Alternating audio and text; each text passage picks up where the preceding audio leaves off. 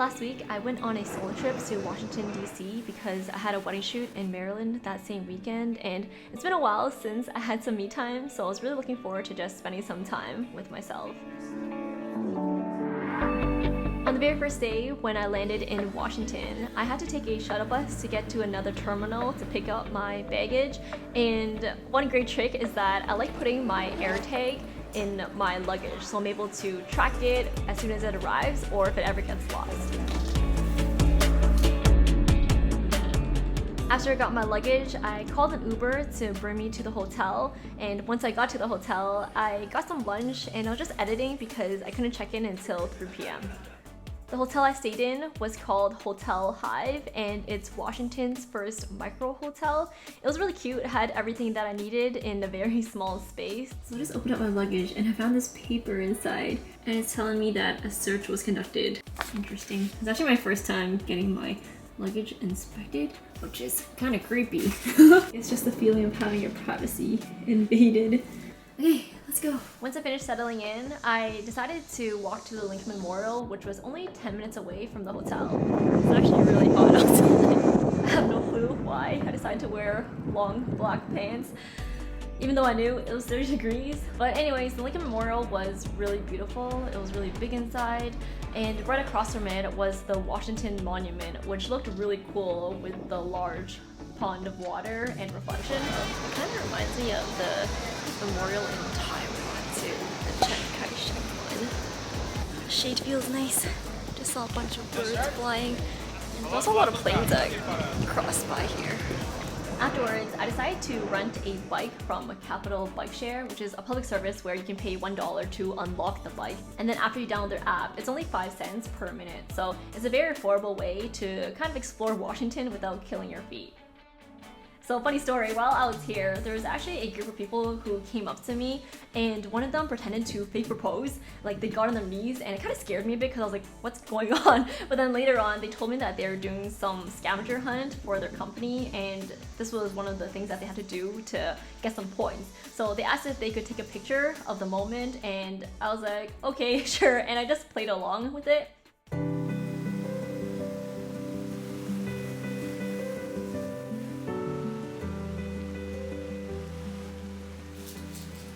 Finished exploring for over 2 hours, and I got some blisters on my feet because I just got these new shoes last week and I'm trying to break them in. Blisters on both sides. It's like cutting into the back of my foot. This is my outfit of the evening.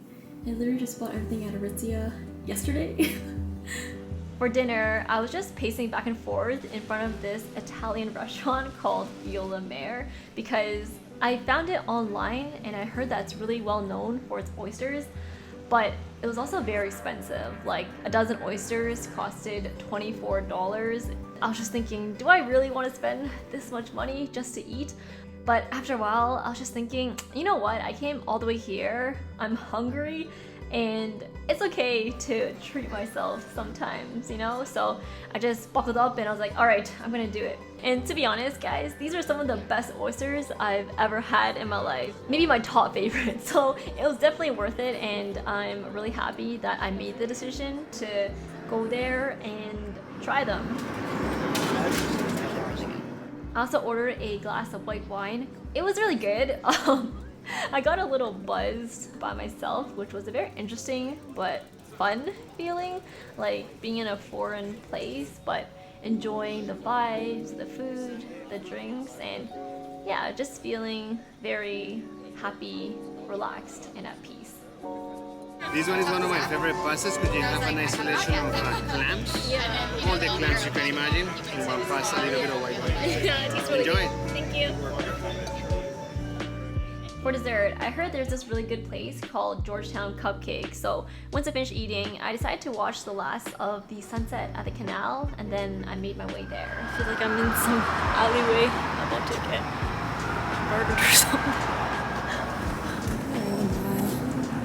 On my way to get the cupcakes, I was genuinely scared for my life because the vibes felt really spooky, almost haunted. I'm just gonna run and get cupcakes. These cupcakes better be worth it, man. Oh my gosh, what is that? this looks a bit more normal. Okay, let's see the cupcake place. Once I got to Georgetown Cupcake, I ordered the red velvet and vanilla confetti flavor, but then I accidentally dropped them on the floor. I feel like I did a lot today, so I'm pretty satisfied with day one. Just want to shower now and be safe. Yeah, that night I decided to take an Uber back to my hotel because it just felt a little unsafe. I'm gonna open up the cupcakes and try. Hopefully they're not too destroyed because I dropped them on the floor. A cupcake basically exploded. The top is gone. LOL. Why am I so clumsy? Actually good. It smells pretty sweet. I'm not embarrassed going out to eat by myself because it's good to treat yourself and enjoy your own company. Yeah, it just made me think about it because when I was asking for a table of one at the restaurant earlier, the guy who took my table was gonna send some other guy to bring me to the table. Anyways, like I was like, oh, table for two, and the guy was like, no, table for one. He said it very like quietly as if I should be embarrassed or like afraid to hurt my feelings or something like that. I don't know, but anyways, like I really don't think it's that big of a deal to dine by yourself. And I actually think it's healthy. Trying to really adapt the mindset that no one really cares who you are or what you're doing, you know what I mean? Like everyone is normally more consumed in their own life, and if you let others stop you from doing what you want to do, like worrying about their judgment or what they think, blah blah, really you're just holding yourself back and it's your loss because no one else really cares that much except for you, so just do what you want to do. Anyways, I should probably go shower. Wake up slowly. On day two, I had breakfast at this place called SecreTea. I randomly found it on Google Maps. And then after that, I went to CVS Pharmacy to pick up some band-aids because I had blisters on my foot still. Then I hopped on a bike again and made my way to the Holocaust Museum, which was one of the main ones I wanted to check out in Washington. I remember back in high school, I took American history class because back then I was thinking, yeah, I want to go to LA and be a filmmaker, and if I go to the States, I should be more educated about their history and everything, you know. But yeah, the Holocaust Museum was a very eye-opening, emotional experience, I would say. Like in the beginning, we were given identification cards where each card was an actual victim of the Holocaust, and just going through the museum and reading about everything again, even though I already learned about it, was, I don't even know how to describe it. It's just crazy to think that so much has happened in our world, and it makes me feel very thankful for life. And at the same time, it made me realize like how powerful media is, you know, or just having the ability to retell stories from the past to future generations, or to be able to educate people and allow them to visualize what actually happened. I spent over 2 hours just reading and exploring everything in the museum, and then afterwards I went to Chinatown to eat at this place called DAIYAKA Ramen, and that ramen was really good. After eating, I spent the rest of the day exploring museums, from the art museum to the portrait museum and the natural history museum. It was just a day of taking in information and expanding my brain.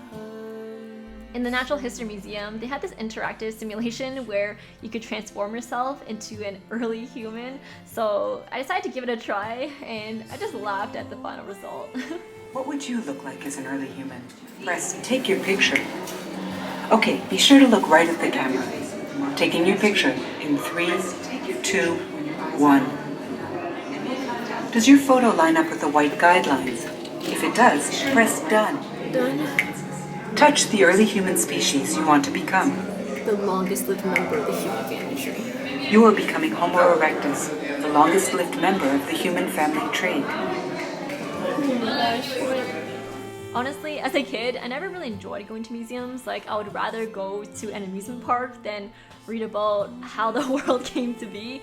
But as I'm getting older, I also realized the importance of understanding how we got to where we are today. Because when we understand the past, it helps us to shape the present and the future. For dinner that night, I went back to Chinatown and I had some hand-shaved beef noodle soup and cucumber salad. On day 3, I wanted to visit this place called the Union Market because it's filled with a lot of different variety of foods, but on my way there, I accidentally got off at the wrong stop because I was thinking Union Station, Union Market, when I actually should have gone off at this stop called Noma. So anyways, I was really hungry when I got off the subway and I ended up coming across this cute cafe called The Village, which was top rated on Google. So I went inside and I ordered some golden dragon tea. They accidentally gave me a cold one instead of the hot one that I asked for, so I ended up getting both, which was nice. And then as I was eating, Marty actually video called me because he was just eating breakfast before his wedding shoot back in Canada. So yeah, we just caught up a little bit, and then afterwards I was just chilling, taking my time at the cafe, just enjoying the view, replying to different Instagram messages. And then next to the cafe there was a cute bookstore, and I came across this book called Ikigai, which is basically a Japanese term that symbolizes your passion and purpose for life. And you guys know I'm always in this like lost phase where I think about, oh, what should I be doing with my life? And yeah, so I ended up buying that book and I already finished reading it. If you guys are interested, I can tell you more about it. But anyways, after that, I walked across the street to visit the Union Market, and I didn't buy anything because I was already so full from the cafe. After I finished exploring the Union Market, I took an Uber to the National Arboretum because there was these columns that I really want to see, but I was kind of dumb because I didn't pin drop the actual location, so they dropped me off in the middle of nowhere. I see the columns from a distance. I'm like 5 minutes away from the columns.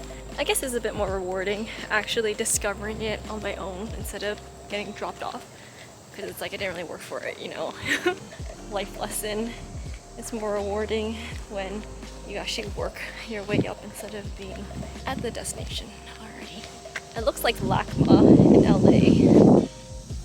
Luckily, there was no one there at the columns when I first got there, so I was able to just enjoy a very clean view before people started rolling in.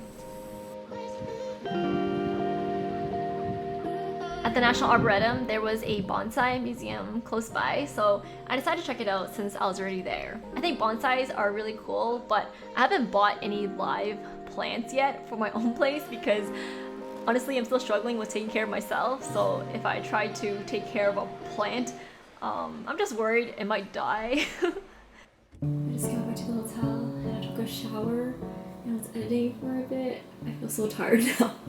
Originally I was thinking about filming a Q&A video, the one that I've been putting off for basically the entire year, in like January. I guess that's why my YouTube channel doesn't really do well either, because I always prioritize my actual work over YouTube, and I kind of just like push my own stuff into the back burner, and I don't really take myself seriously enough. Even though I, want to be a YouTuber or like full-time content creator, I default to serving others, like using my skills to help the company or other people or clients, freelance work.